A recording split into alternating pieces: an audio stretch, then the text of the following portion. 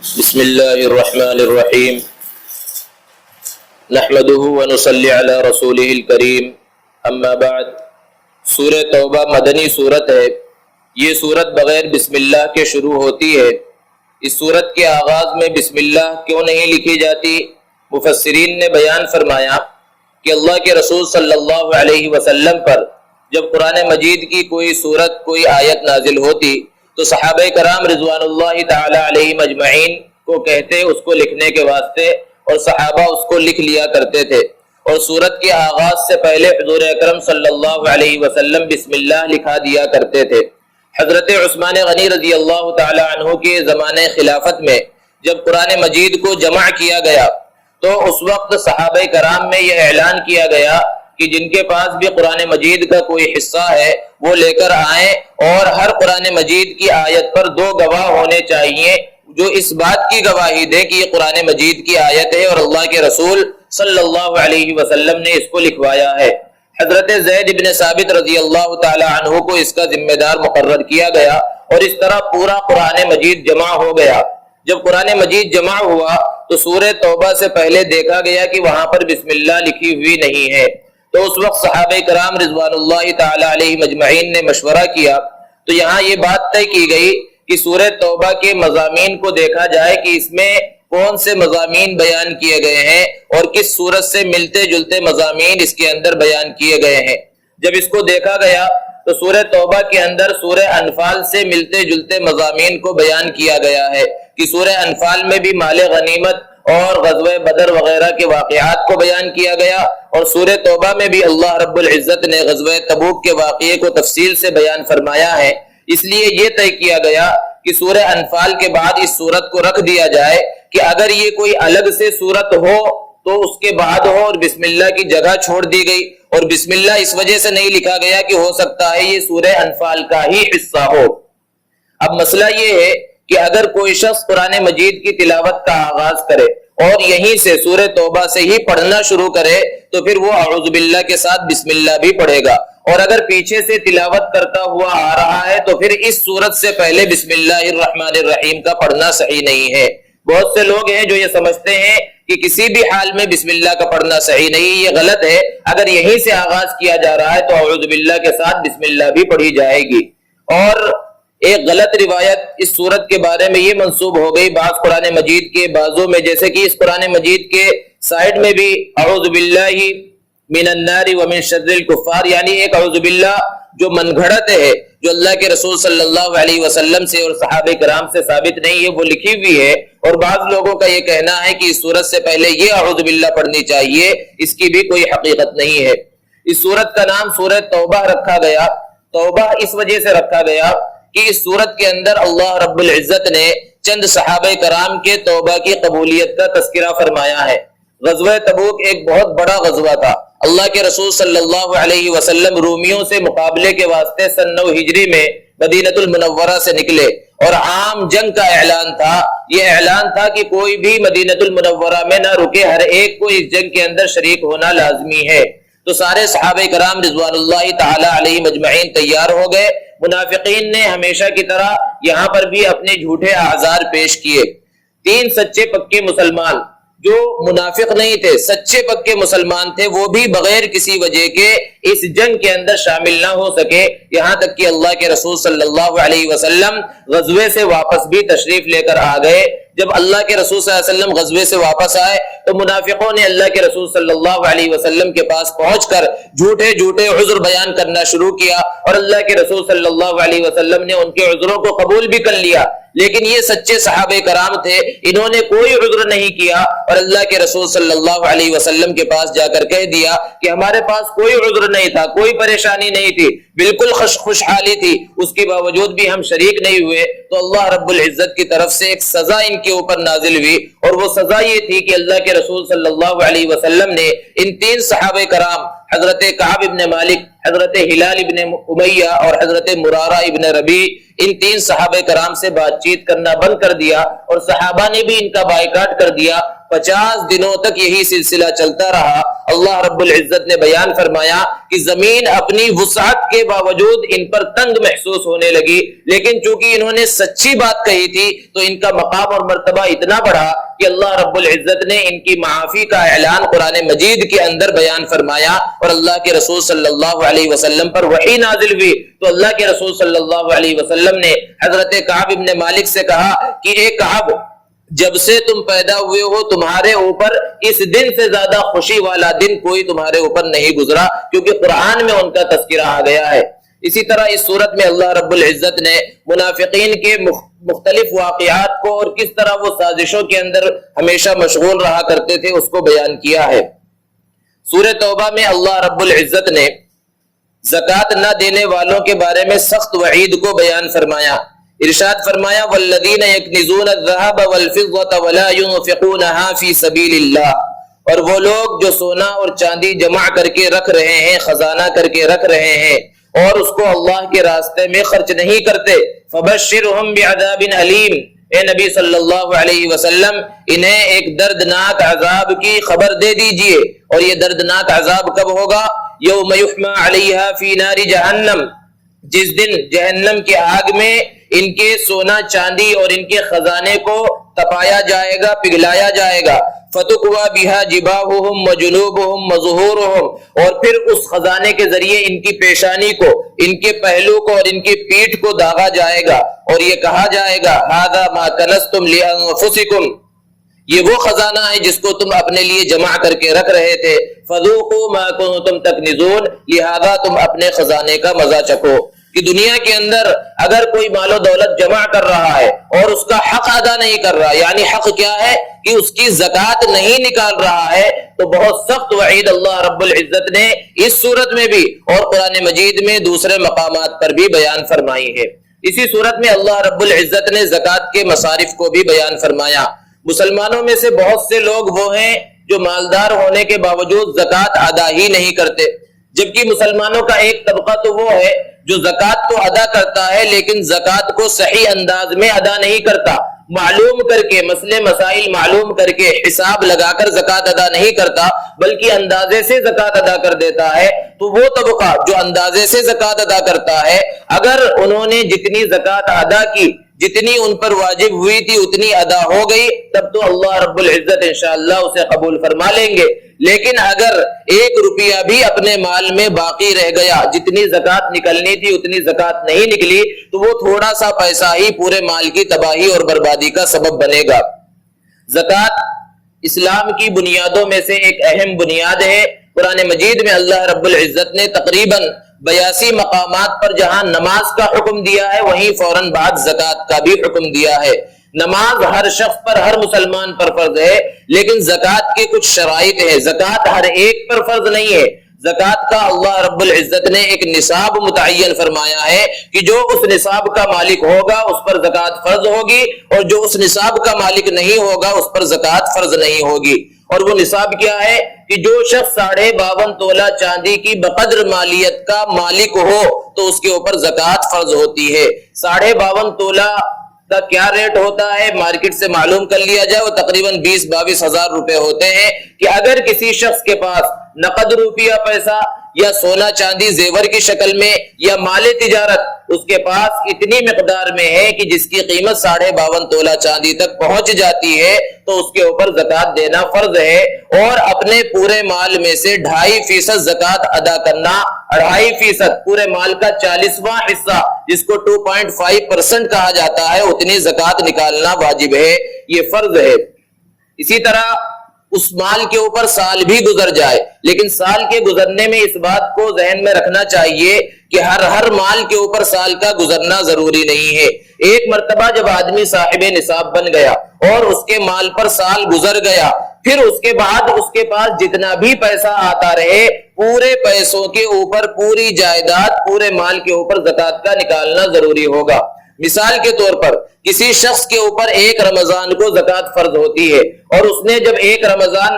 کا دن آیا تو 1,00,000 روپے اس کے پاس تھے، 1,00,000 روپے کی جو زکوٰۃ ہوتی ہے 2,500 اس نے نکال دی، اور پھر جب اگلا رمضان آیا 1 تاریخ، اس 1 تاریخ سے پہلے 29 شعبان کو 30 شعبان کو 50,000 روپے اس کے پاس کہیں سے اور آ گئے، تو اب یہ سمجھنا کہ ابھی 1 رمضان کو ہم صرف 1,00,000 کی زکوٰۃ نکالیں گے کیونکہ اس 50,000 پر تو ابھی سال نہیں گزرا، یہ تو 1-2 دن پہلے آیا ہے، اس پر بھی سال گزرنا ضروری ہے۔ ایسا نہیں ہے، بلکہ جب 1 رمضان کو زکوٰۃ نکالی جائے گی تو پورے 1,50,000 کے اوپر زکوٰۃ نکالی جائے گی۔ اسی طرح اگر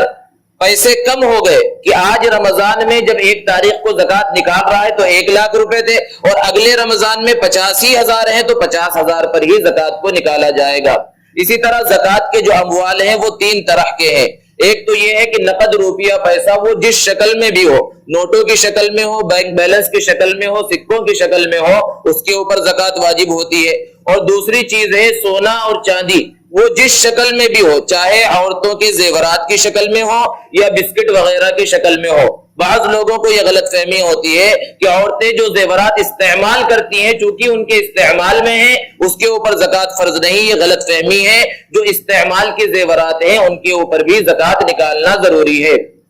تیسری چیز ہے مال تجارت، ہر وہ چیز جس کو بیچنے کے نیت سے خریدا ہے وہ مال تجارت کے اندر شامل ہے اور اس کے اوپر بھی زکوٰۃ نکالنا ضروری ہے۔ کسی شخص کی کوئی دکان ہے اور دکان کے اندر جتنا مال ہے اس پورے مال کے اوپر زکوٰۃ نکالنا ضروری ہوتا ہے۔ لوگوں کی مختلف دکانیں ہوتی ہیں، مختلف کاروبار ہوتا ہے اور ایک بڑا اسٹاک ہو سکتا ہے، تو کس طرح حساب لگایا جائے؟ حساب لگانے کی 3 صورتیں ہو سکتی ہے۔ ایک صورت تو یہ ہے کہ دکان کے اندر جتنا مال ہے، جیسے کہ کرانہ اسٹور ہے یا کپڑے کی دکان ہے، تو ایک یہ ہے کہ ریٹیل پرائس نکالی جائے، تو وہ تو بہت مشکل ہے۔ اور دوسری صورت یہ ہے کہ اس پورے مال کا ہول سیل ریٹ کیا ہو سکتا ہے، اور تیسری صورت یہ ہے کہ اگر ہم اس پوری دکان کو ایک ساتھ کسی کو بیچے تو کتنے میں بک جائے گی۔ علماء نے بیان فرمایا ہے کہ اس تیسری شکل کے اختیار کرنے کی گنجائش ہے۔ زیادہ بہتر تو یہ ہے کہ ہول سیل ریٹ لگایا جائے اور ہول سیل ریٹ سے پوری دکان میں کتنا اسٹاک ہے، اس کی کتنی مالیت بن رہی ہے، اس کا 2.5% نکالا جائے۔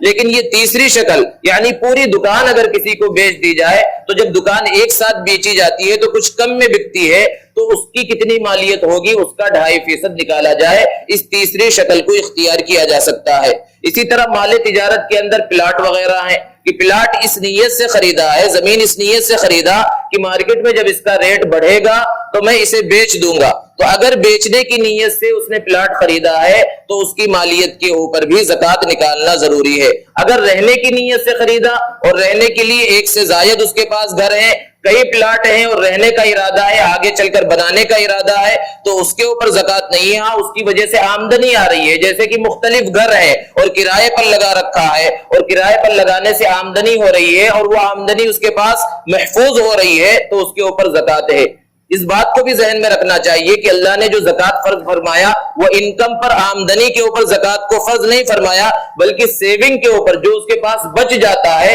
اس کے اوپر زکوٰۃ کو فرض فرمایا ہے۔ اسی طرح مال تجارت کے اندر اور بہت ساری چیزیں ہو سکتی ہیں کہ ہر چیز جس کو انسان بیچنے کی نیت سے خریدے اور اس کا آگے چل کر بیچنے کا ارادہ ہو تو اس کے اندر زکوٰۃ نکالنا ضروری ہے۔ اسی طرح کچھ لوگ ہیں جو کمپنیوں کے شیئرز وغیرہ خریدتے ہیں تو اس کے اوپر بھی زکوٰۃ نکالنا ضروری ہے۔ جو لوگ شیئرز خریدتے ہیں تو اس کی 2 صورتیں ہیں۔ بعض لوگ شیئرز اس نیت سے خریدتے ہیں کہ شیئرز کا ریٹ اگر مارکیٹ میں بڑھے گا تو ہم اس کو بیچ دیں گے، جیسے کہ 50 روپے کے حساب سے انہوں نے کئی شیئرز خریدے اور پھر کچھ دنوں کے بعد اس کا ریٹ 60 روپے ہو گیا تو انہوں نے بیچ دیا۔ تو اگر اس نیت سے شیئرز خریدے گئے ہیں تو جس دن وہ زکوٰۃ نکال رہا ہے، زکوٰۃ نکالنے کی تاریخ میں ان شیئرز کا جو ریٹ ہے اس ریٹ کے حساب سے 2.5% زکوٰۃ نکالی جائے گی۔ لیکن بعض لوگ وہ ہوتے ہیں جن کا مقصد کمپنی کے اندر شراکت ہوتی ہے کہ وہ کمپنی کے حصے دار بنے، شیئر کا مطلب ہی حصے دار بننے کا ہوتا ہے، تو وہ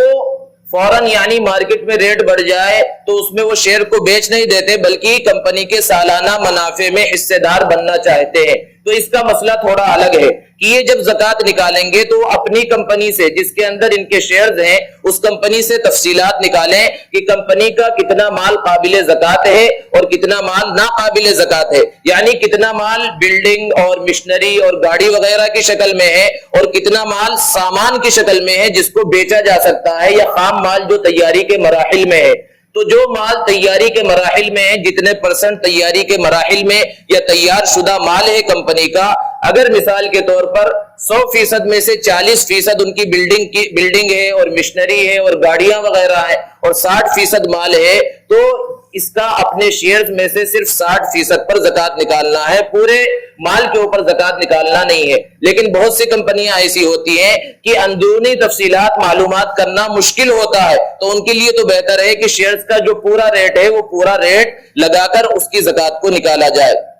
اسی طرح دوسرے جو فائنانشل انسٹرومنٹس ہو سکتے ہیں ان سب پر بھی زکوٰۃ واجب ہے، جیسے کہ بانڈز ہے یا سرٹیفکیٹس وغیرہ ہیں جس کے پیچھے پیسہ ہے، تو جس دن زکوٰۃ نکالی جا رہی ہے اس دن مارکیٹ میں جو ریٹ ہے اس حساب سے ان سب چیزوں پر زکوٰۃ نکالنا ضروری ہے۔ اسی طرح سونے چاندی اور پلاٹ وغیرہ کے اندر زکوٰۃ کے نکالنے کی تاریخ کی رقم کا اعتبار ہوگا، جب خریدا تھا اس وقت کیا ریٹ تھا اس کا اعتبار نہیں ہے۔ سونا چاندی 10 سال پہلے خریدا تھا تو 10,000 روپے تولا تھا، اور آج جب زکوٰۃ نکال رہا ہے تو 30,000 روپے تولا ہے، تو آج کی ریٹ کا اعتبار ہوگا۔ پلاٹ خریدا تھا 1 لاکھ روپے میں اور آج اس کی قیمت 3 لاکھ روپے ہو گئی ہے، تو آج کے ریٹ کا اعتبار ہوگا اور اس کا 2.5% نکالا جائے گا۔ زکوٰۃ کے اندر ایک مسئلہ ہے قرض کا۔ قرض کی 2 صورتیں ہیں، ایک یہ کہ ہم نے کسی کو قرض دے رکھا ہے، مثال کے طور پر 1 لاکھ روپے ہم نے کسی کو قرض دے رکھا ہے، تو اس 1 لاکھ روپے کی ہم زکوٰۃ نکالیں گے یا زکوٰۃ نہیں نکالیں گے؟ تو اس کے اندر مسئلہ یہ ہے کہ جب تک قرض کا پیسہ ہمارے پاس نہیں ہے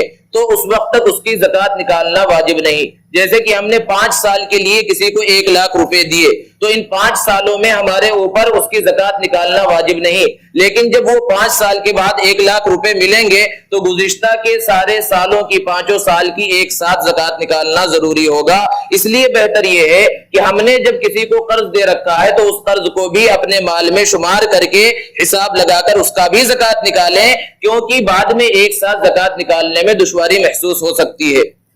اور ایک صورت قرض کی یہ ہے کہ ہم نے لوگوں سے قرض لے رکھا ہے، اور قرض بینکوں سے لیا ہے یا قرض حسنہ کسی سے لیا ہے، کوئی سی بھی شکل ہو، تو اس کے اندر کیا مسئلہ ہوگا؟ تو اصل مالیت سے قرضے کی رقم کو منہا کیا جائے گا، الگ کیا جائے گا۔ مثال کے طور پر ہم 1 لاکھ روپے کے مالک ہیں جس دن زکوٰۃ نکالنا ہے، اور 50,000 روپے کے قرض دار بھی ہے، تو اس 50,000 کو الگ کر دیا جائے گا اور صرف 50,000 پر زکوٰۃ کو نکالا جائے گا۔ لیکن قرضوں کی 2 صورتیں ہیں، ایک قرضہ یہ ہے جو انسان اپنی ضروریات کے لیے کھانے پینے کے واسطے یا علاج معالجے کے واسطے یا ایسی چھوٹی موٹی ضرورتوں کے لیے اس نے قرض لیا ہے، تو اس قرض کو تو اصل رقم سے منہا کیا جائے گا، الگ کیا جائے گا۔ لیکن جو فائنانشل مقاصد کے لیے قرضے لیے گئے، بڑے بڑے مقاصد کے لیے قرضے لیے جاتے ہیں، جیسے کہ ایک آدمی 1-2 فیکٹری کا پہلے سے مالک ہے، اب وہ تیسری فیکٹری ڈالنا چاہتا ہے تو بینکوں سے کروڑوں روپے کا قرض اٹھاتا ہے، تو اگر ان قرضوں کو الگ کر دیا جائے تو یہ تو اس کے پاس کچھ بچے گا ہی نہیں، اس پر زکوٰۃ ہی واجب نہیں ہوگی بلکہ یہ خود زکوٰۃ کا مستحق بن جائے گا۔ اس لیے ایسے قرضے جو بڑے تجارتی مقاصد کے لیے لیے گئے ہیں، فائنانشل مقاصد کے لیے لیے گئے، کنسٹرکشن کے واسطے لیے گئے ہیں، تو ان کا مسئلہ الگ ہے۔ اس کے اندر تفصیل یہ ہے کہ جس مقصد کے لیے لیا، مثال کے طور پر باہر سے کوئی مشنری امپورٹ کرنا چاہتا ہے تو مشنری ایسی چیز ہے، یا بلڈنگ بنانا چاہتا ہے تو بلڈنگ ایسی چیز ہے جس پر زکوٰۃ واجب نہیں ہوتی، لہذا اس قرضے کو الگ نہیں کیا جائے گا۔ ہاں اگر وہ کوئی مال خرید رہا ہے کمپنی کے واسطے، فیکٹری کے واسطے، وہ خام مال ہو یعنی جو تیار شدہ نہ ہو یا تیار شدہ مال ہو، تو جو ایسا مال ہو جس پر زکوٰۃ واجب ہوتی ہے تو ان قرضوں کو الگ کیا جائے گا اصل مالیت سے، اور دوسرے قرضوں کو الگ نہیں کیا جائے گا۔ اس تفصیل کو بھی سمجھنے کی ضرورت ہے۔ اس کے بعد جب زکوٰۃ انسان نکال رہا ہے تو اللہ رب العزت نے قرآن مجید میں فرمایا آتوا الزکاۃ، زکوٰۃ کو ادا کرو۔ یہ نہیں فرمایا زکوٰۃ کو پھینک دو یا کچھ بھی کر دو، اس کا مطلب یہ ہے کہ زکوٰۃ مستحق تک صحیح انداز میں پہنچنی چاہیے۔ اب مستحق کون ہے؟ کہ جو خود صاحب نصاب نہ ہو، آسان سا اصول ہے کہ جو خود صاحب نصاب نہ ہو، جو خود 52.5 تولہ چاندی کا مالک نہ ہو، وہ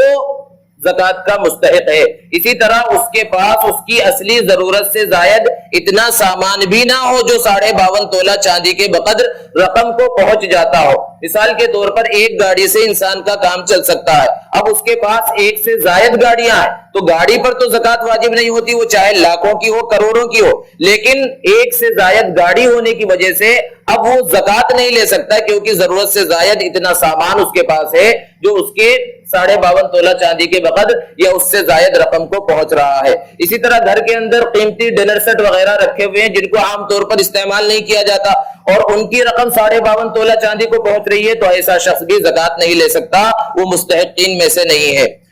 تو زکات کے اندر بہت زیادہ تحقیق کی ضرورت ہے کہ کون مستحق ہے اور کون مستحق نہیں ہے، پھر اس کے بعد زکات کو نکالنا چاہیے۔ سب سے بہتر یہ ہے کہ ہم اپنے رشتہ داروں میں سے جو مستحق ہے یعنی جو صاحب نصاب نہیں ہے ان کو زکات دے، اور پھر سارے رشتہ داروں کو زکات دی جا سکتی ہے دو رشتوں کے علاوہ۔ ایک رشتہ ہے ولادت کا کہ باپ اپنے بیٹے کو اور بیٹا اپنے باپ کو، اور دوسرا جو رشتہ ہے وہ زوجیت کا ہے کہ شوہر اپنی بیوی کو اور بیوی اپنے شوہر کو زکات نہیں دے سکتی۔ اس کے علاوہ جو رشتے ہیں جیسے کہ بھائی بہن کا رشتہ ہے یا اسی طرح خالہ ماموں اور دوسرے جتنے رشتہ دار ہیں اگر وہ مستحق ہیں تو انہیں زکات دی جا سکتی ہے۔ بعض لوگ یہ سمجھتے ہیں کہ کوئی عورت بیوہ ہے یا کوئی بچہ یتیم ہے تو اسے ضرور زکات دینی چاہیے، یہ بہت اچھا ذہن ہے، بہت اچھی سوچ ہے، لیکن یہاں یہ ضروری ہے کہ پہلے یہ تحقیق کر لی جائے کہ وہ بیوہ کہیں صاحب نصاب تو نہیں، وہ یتیم بچہ کہیں صاحب نصاب تو نہیں۔ اگر وہ صاحب نصاب ہیں تو پھر وہاں زکات ادا نہیں ہوگی۔ اسی طرح مدارس اسلامیہ بھی اس کے بہت بہترین مستحق ہیں کیونکہ مدارس اسلامیہ کے اندر ایک بہت بڑی تعداد ان طلبہ کی بھی ہوتی ہے جو غریب ہوتے ہیں، مستحق ہوتے ہیں، تو مدارس اسلامیہ کے اندر بھی زکات کو دیا جا سکتا ہے۔ اللہ رب العزت سے دعا ہے کہ اللہ رب العزت امت مسلمہ کو صحیح انداز میں زکات ادا کرے۔